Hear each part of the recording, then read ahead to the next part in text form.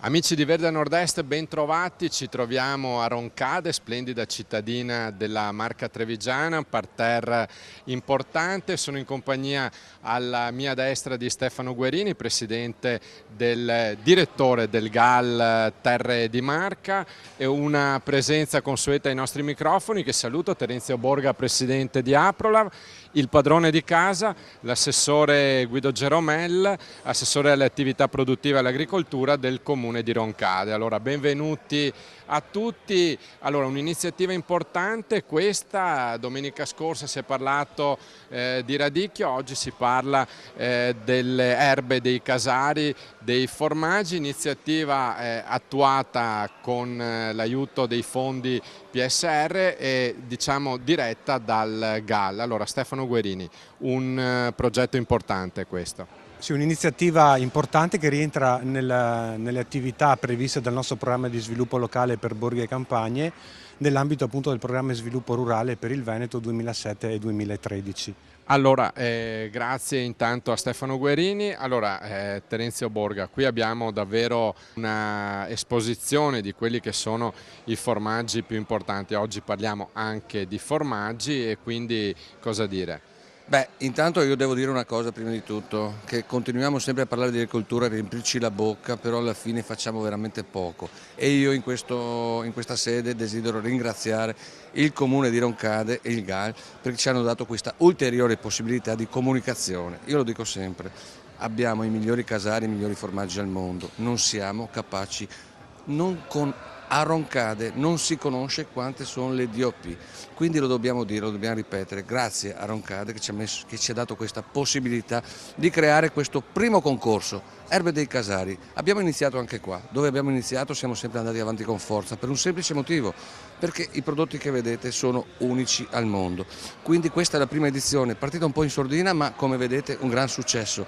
Speriamo che il futuro riservi a questa manifestazione gli stessi successi che abbiamo avuto nelle varie altre manifestazioni che abbiamo fatto. Noi di Aprola ci siamo presenti col cuore perché noi siamo gli allevatori e noi siamo quelli che fanno la materia prima per produrre insieme con i nostri eccellenti casari queste primizie che sono solamente nostre.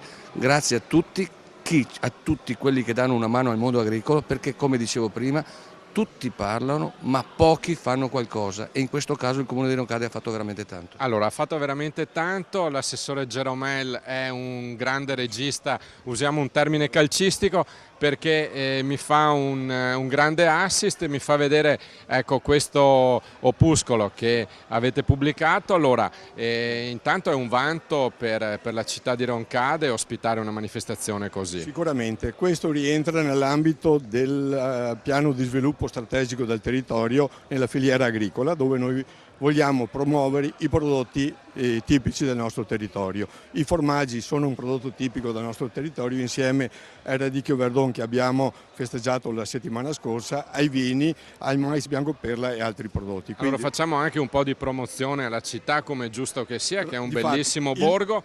C'è un bellissimo castello. Sicuramente, e questo libro che abbiamo presentato proprio dal titolo Roncade da gustare, vuol dire gustare sia le opere artistiche, architettoniche che ci sono nel territorio, sia anche i prodotti tipici del territorio e il nostro paesaggio che è importante. Allora, che sono tante, sono belle da vedere. Ritorno un attimo e faccio scalare a Stefano Guerini, direttore del GAL di Alta Marca. Allora, non solo di Terre di Marca, mi corregge giustamente. Allora, non solo manifestazioni come questa, ma il GAL è stato autore di tante iniziative che peraltro abbiamo anche seguito e abbiamo fatto vedere ai nostri telespettatori. Sì, certo, in questi ultimi anni il GAL Terre di Marca si è trovato impegnato su tutti i fronti per quanto riguarda proprio lo sviluppo del territorio a livello rurale. Abbiamo avviato una serie di iniziative importantissime con dei progetti pilota significativi appunto nel nostro territorio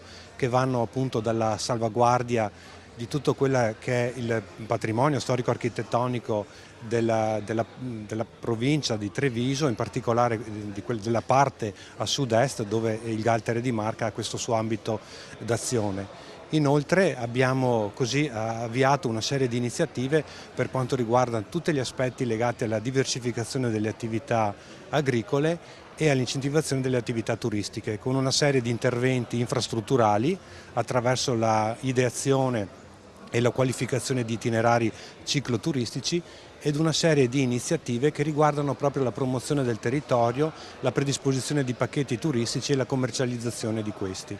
Il tutto è sarà corredato e integrato da una serie di interventi che per quanto riguarda le attività informative e formative degli operatori locali che operano appunto in questo territorio. Allora, per i nostri amici da casa c'è un sito internet che vogliamo consigliare. Voi avete pubblicato tra l'altro diversi opuscoli, perché ci sono piste ciclabili, ci sono pontili attrezzati per chi arriva in canoa o con le houseboat, aree di sosta per i camper, insomma avete fatto cose ben concrete. Per dare alcune informazioni agli amici da casa, possiamo segnalare qualche sito, direttore? Sì, certo, attraverso il nostro sito web galteriedimarca.it è possibile così monitorare e valutare tutte le nostre iniziative che abbiamo sviluppato nel territorio. Inoltre il GAL è anche impegnato attraverso le nuove tecnologie come i social network, e attraverso questi